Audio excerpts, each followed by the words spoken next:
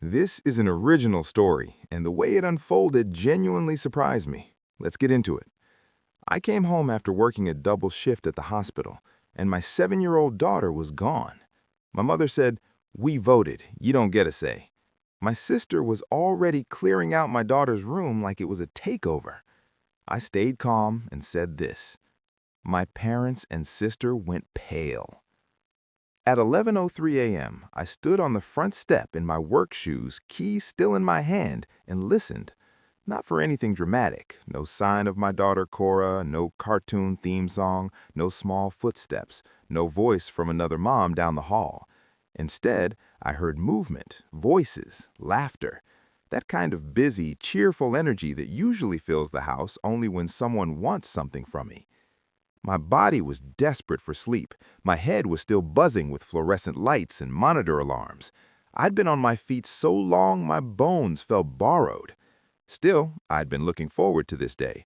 2 hours of sleep, maybe 3 if I was lucky, then the afternoon with Cora. Dinner together, bedtime together. Then I'd finally rest properly. That was the plan. I stepped inside, and immediately something felt wrong. The house smelt like coffee and syrup. I heard my mom's bright voice, the one she uses when she's trying to convince you of something. Then I saw my sister Allison in the hallway, wearing socks and carrying flattened boxes. A ring light box leaned against the wall, already opened. She looked up, gave a tight smile, and said, "Oh, you're home," like I was interrupting. I didn't smile back. I didn't greet her. I didn't ask about the boxes. I walked past her and straight to Cora's room, because I'm her mother, not a visitor. I pushed the door open and stopped so suddenly my shoulder hit the frame. The room looked like it had been hit by a controlled storm. Cora's bed was stripped down to the mattress. Her blanket, the one she refuses to sleep without, was folded and shoved into a laundry basket like it was in the way. Her stuffed bunny sat upright on the dresser, turned toward the wall. The rug was rolled halfway up. The walls were bare in places where her drawings and small posters used to be. Painter's tape lined the baseboards. A measuring tape stretched across the floor. On the desk sat a stack of printed photos, design inspiration, all beige, white, and aggressively adult. This wasn't cleaning, this was conversion. This was, your child no longer lives here and the room is available. My throat tightened. I slowly turned, half expecting her to appear somewhere. "Cora," I called, softly at first. Nothing. I stepped farther inside. The closet door was open. Her backpack was gone. My hands went cold. I turned back into the hallway. Allison was leaning against the wall.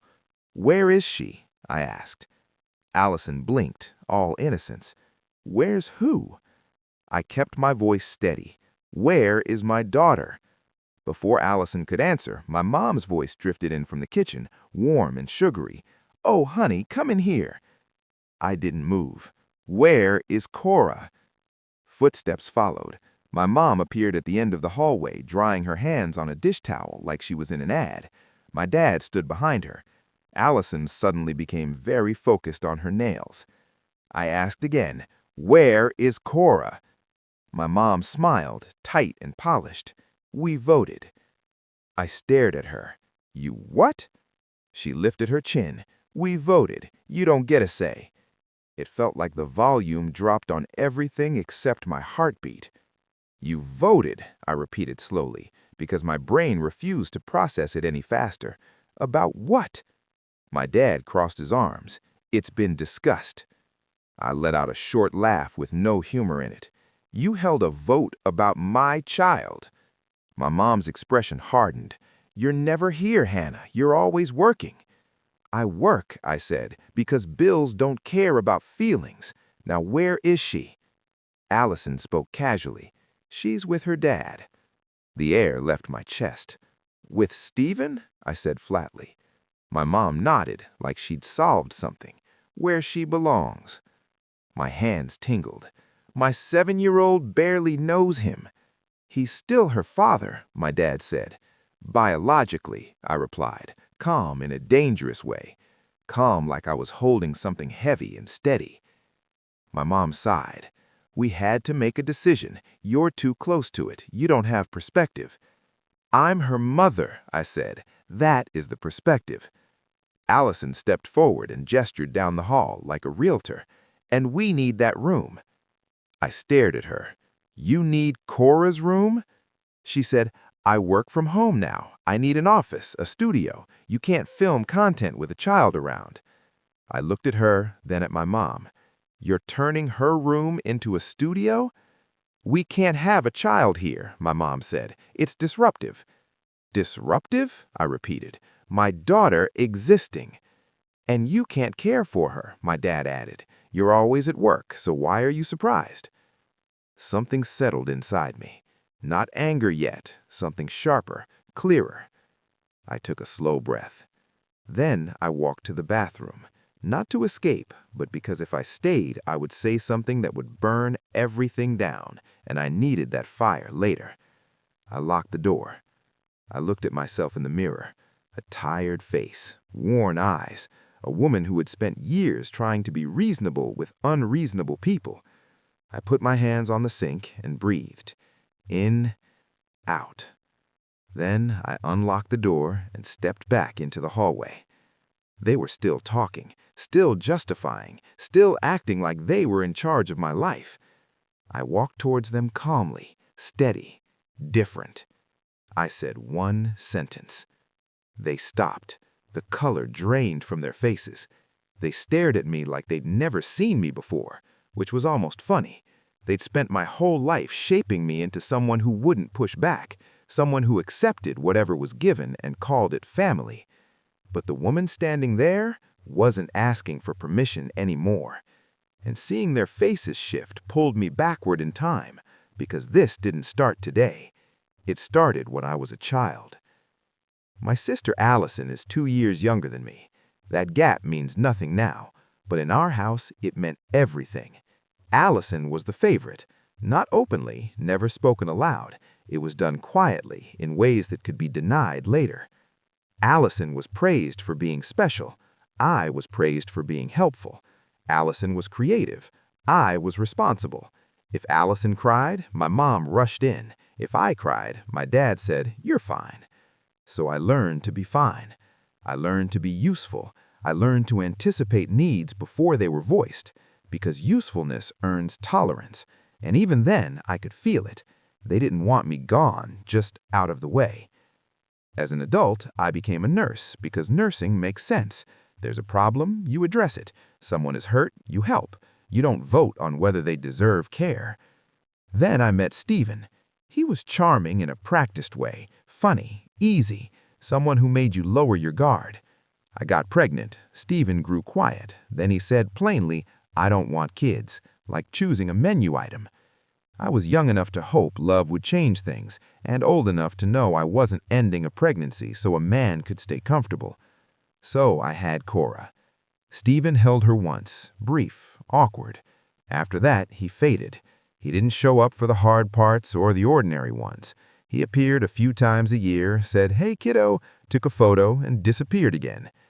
We never went to court, not because I avoided paperwork, but because you can't negotiate custody with someone who treats parenting like an optional subscription. Cora lived with me. When she was 5, I had a job that worked. It wasn't impressive, but it fit. Part-time hours, predictable shifts, enough flexibility to do daycare pickup without running like I was in a crime show. Money was tight, but Cora was safe. I was present. I could breathe. Then I was offered the job nurses actually want. Better pay, career momentum, the kind of opportunity that doesn't come twice. The cost was the schedule, long hours, doubles, the kind of job that looks great on paper and ruins your life without support. My first instinct was to say no. I mentioned it Cora casually, not as a request. That's when they changed direction instantly. Before that, they weren't warm with Cora, not cruel, just distant, like she might spill juice. They also didn't care much about my career. So when my mom suddenly said, "You have to take it," I was confused. "You can move in here," she said eagerly. "We'll help. We're retired. We can handle childcare. You can't pass this up." My dad agreed. Allison, still living at home, added, "It's a one-time opportunity. You'd be stupid not to." It felt off. Then the real reason surfaced. They were about to lose the house. They were buried in debt, around $68,000 unsecured, and nearly $19,400 behind on the mortgage and taxes. Their credit was destroyed. Refinancing wasn't possible. Borrowing wasn't an option. My higher income was their solution. They sat me down like a presentation. "We need you to sign some things," my mom said. "What things?" I asked. "In your name," my dad said. My stomach dropped. "It's temporary," my mom rushed to add. "We'll pay you back," Allison said, smiling like she was sharing a clever solution. "Your credit's solid, ours isn't." Then came the part they tried to dismiss as insignificant. The house would need to be transferred into my name. My mom said it quickly, like speed made it harmless. "Just for paperwork. It's only a formality." A formality? They wanted me to take on the risk, absorb the debt, and put my future on the line while they kept control. I didn't like it. I didn't trust it. But I also couldn't stand the idea of them losing the house. And this is the part that still makes me angry with myself. I wanted to believe the rest. The promises about childcare, the claims that they loved having Cora around, the sudden support. So I agreed. I put in roughly $24,000 from my savings. I took on a monthly payment of about $2,350 in my name. I signed what they handed me. The house was transferred to me, and they kept calling it a formality. At first, the arrangement worked. They helped with childcare. I worked. Cora adjusted. Then the paperwork finalized. The house was secure. The emergency passed. And just like that, the agreement disappeared. Suddenly, I was dumping my child on them. Suddenly, my job was irresponsible. Suddenly, I was never home, despite the fact that they had pushed me into that schedule. Allison complained the most about noise, about space, about needing a home office and a studio, about filming content. And slowly, Cora became the issue. Too loud, too visible, too inconvenient. My parents supported Allison the way they always had. Then the comments began. "She does have a father. Why isn't she with him more? You can't rely on us forever." I didn't take it seriously. Stephen wasn't a father in any way that mattered, and I truly didn't believe my parents would follow through on what they were suggesting. I thought it was pressure, control, empty threats. Until I came home at 11:03 a.m. after a double shift and found my daughter's room being dismantled like she had never lived there. And my mom said, "We voted." Standing in that hallway, watching their expressions tighten, I realized the conversation had turned into action. I looked at them, calm and steady, and spoke. "I want you out of my house within 30 days, I said quietly. "All of you." The hallway went completely still. I could hear the refrigerator humming. My mom stared at me like I had announced something impossible. My dad opened his mouth, then closed it. Allison's confident smile collapsed. "What do you mean?" my mom snapped. "What are you talking about?" my dad said louder, as if volume could change facts. I didn't respond. I didn't argue. I walked to my room. There's a certain kind of power in not explaining yourself to people who never explain themselves to you. Behind me, they kept talking. Their voices followed. "That's not your house," my mom called. "It's ours. Don't talk to your parents like that," my dad barked. "We made the hard decision for you. You should have done it years ago." Allison cut in, sharp with panic. "This is the right thing." I kept moving. I took off my work shoes. I grabbed my bag, my phone, my keys. Then I opened the bottom drawer of my dresser and pulled out the folder I'd avoided for years, the paperwork that proved what their formality really meant. I slipped it into my bag without looking too closely. Looking would have reminded me of every doubt I ignored to protect them. When I walked back out, they were watching me like I was suddenly a threat. "I'll be sending legal papers," I said. "I want you out of this house." This time, my mom froze for real. My dad snapped, "You can't do that." Allison turned to him, her voice rising. "Can she do that? What does she mean?" I didn't answer. I walked out the front door. No shouting, no scene, no speech. Just a clean exit. Behind me, I heard movement, the sound of confidence collapsing into panic. In the car, my hand stayed steady on the wheel. My heart didn't. I called Stephen. No answer. Straight to voicemail. Of course. So I drove anyway. Sitting still would have turned into spiraling, and spiraling doesn't get your child back. Why wasn't he answering? Why hadn't he called me? Why did my parents feel entitled to deliver my child like a package? I called again. Nothing.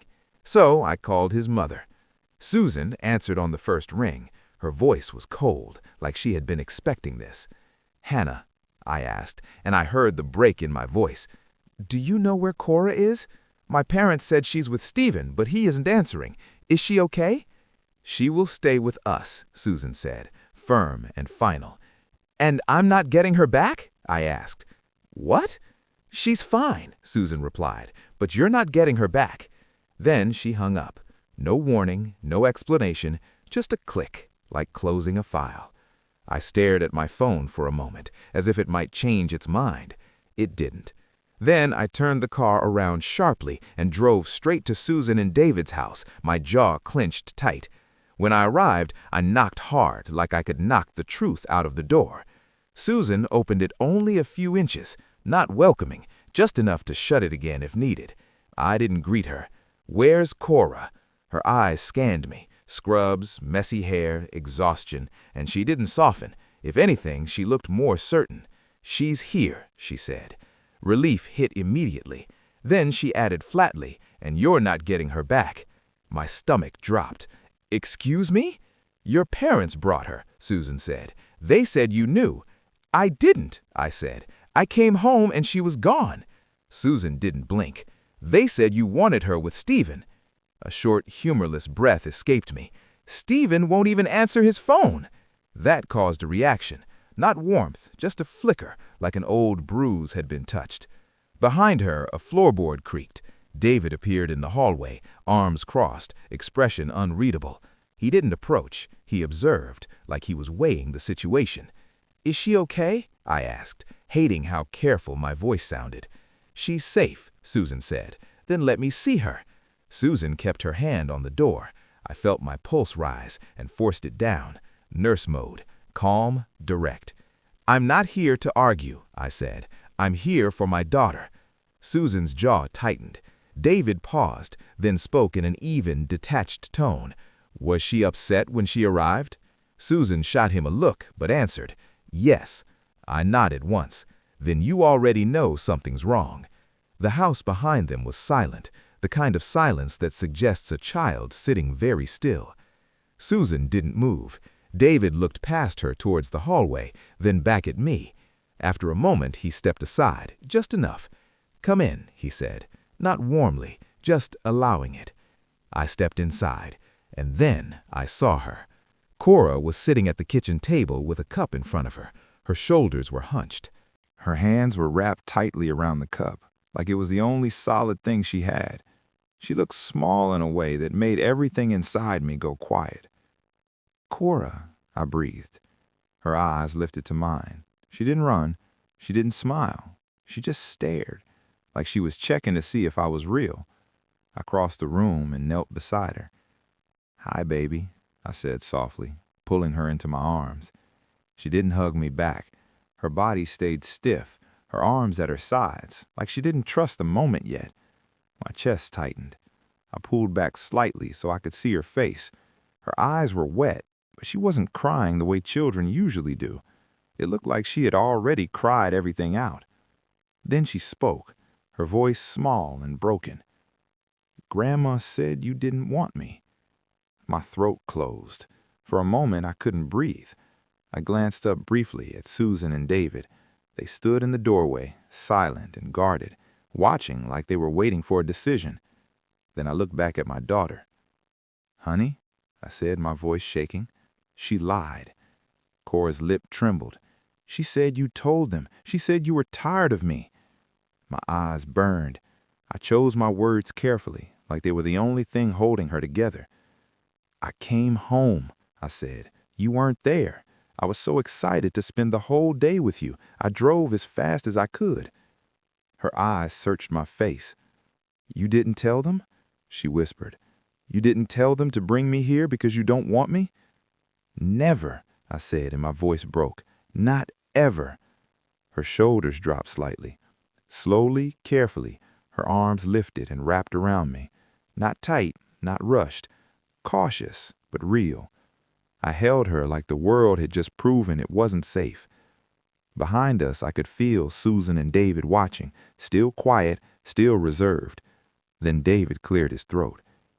"We thought you didn't want her," Susan said stiffly. "We didn't," David said, his voice lower and steadier. "We don't approve of the way Stephen lives." That made me look up. His expression wasn't soft, but it was sincere. When we believed a child was being handed over like she was unwanted, we were prepared to take her immediately. Susan nodded once.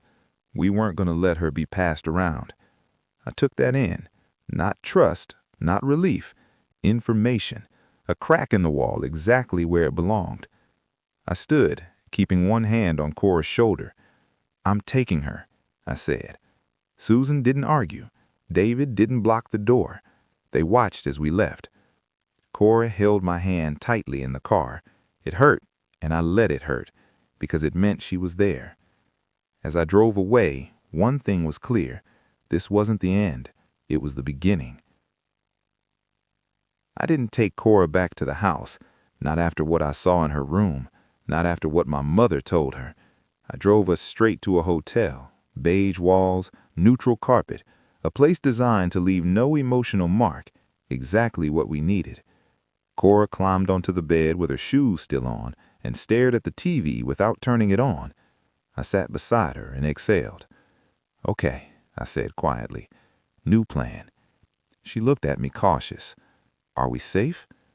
That question hit hard. I took her hand. "Yes," I said, "we're safe." Then I did what I always do when things fall apart. I handled it. I called work. "Family emergency," I told my charge nurse. "I need time off." No one in the hospital asks for details when your voice sounds like that. "Take what you need," she said. "We'll cover." I hung up and looked at my daughter. The part of me that had been quiet for too long, buried under exhaustion and people-pleasing, stood up fully. Food first, bath, clean pajamas, a warm drink, my hand on her back while she tried to sleep. I didn't unload my anger on her. I didn't give her adult fear. I kept saying what mattered. "You're with me. I've got you. No one gets to move you around." She fell asleep curled against my side, like she was afraid I'd disappear. When her breathing evened out, I checked my phone. Missed calls. Too many. My mom, my dad, Alyssa. Texts too. Angry, confused, demanding, like I owed them something. I didn't respond. The next morning, I called a law firm and set an appointment. The day after that, I sat across from Mr. Brown in an office that smelled of coffee and polished wood. He had the calm expression of someone who had seen family conflict many times. I slid the folder across his desk. He read through it carefully, then looked up. "The house is legally yours," he said. It felt like I could finally breathe. "You can absolutely evict them. I'll draft the notices and start the process." I nodded once. "Do it." "They'll be angry," he added. I let out a dry laugh. They were angry when they voted my daughter out. At least this time their anger comes with paperwork. 2 days later, Cora was back at school, not suddenly fine, not magically healed, but back in routine. I returned to work, doing my job like my personal life was falling apart. I was near the nurse's station when I heard my name, not a coworker's voice, a sharp one. I turned and saw my parents waving eviction papers. My mom's face was red with rage. My dad looked like he'd been holding anger for days. They raised their voices. Patients stared. Staff stiffened. Security took notice. I stepped forward. 5 minutes, I said. "Oh, now you have limits?" My mom hissed. I led them to a side corridor, visible to staff, away from my unit. My dad shoved the papers at me. "Explain this." "How dare you?" my mom snapped. "How dare you send lawyers after us?" "You scammed us," my dad added. "You stole our house." I blinked slowly. "I stole it?" "Yes," my mom said. "You planned this." I kept my voice calm, hospital calm. You begged me to do this. We never begged, she snapped. You did, I replied. You were about $68,000 in unsecured debt, nearly $19,400 behind the mortgage and taxes. Your credit was destroyed. My dad's jaw tightened. I put in $24,000 of my savings. I took on a $2,350 monthly payment. I risked my future. And now you're throwing that at us? My mom said. No, I said. I'm putting it where it belongs. We're your parents, my dad said. I looked at him, feeling something settle, final. You stopped being my parents when you voted my daughter out. We made the hard choice for you, my mom said. You made it for yourselves, for control, for comfort, for Alyssa's studio. She flinched. You dropped my child off with Stephen and told her I didn't want her. My dad looked away. You don't get access to Cora, not now, not ever. You can't do that, my mom snapped. I can and I will. Their voices rose again, accusations, panic, anger. I stepped back and nodded to security. We're done. Your 5 minutes are up. They were escorted out, still shouting. I watched them leave, heart racing, hands shaking, posture steady. Because power isn't loud. Power is leaving. A month later, my parents and Alyssa moved out completely. I took a new job at a clinic in the next town, part-time, stable hours, no double shifts, a schedule that fit motherhood. The house carried too much history, so I rented it out for about $2,850 a month. That income let me live comfortably and cover childcare when needed. Life got easier for one simple reason. My parents and sister were no longer draining my finances. I went no contact, no calls, no texts, no check-ins. I heard through relatives they were now in a 2-bedroom rental, with Alyssa still living there, running her influencer hobby from her bedroom and relying on their pension. Cora healed slowly, not in a straight line, but steadily. She slept through the night again. She laughed without checking my face first. She trusted that home meant me. And the unexpected part, I stayed in touch with Susan and David. They didn't excuse Stephen. They didn't defend him. They showed up quietly and consistently. They visit every week now, and Cora enjoys it. So what do you think? Did I go too far or not far enough? Did I steal from my parents? Was I right to remove them and keep the property? Let me know in the comments and subscribe for more stories like this.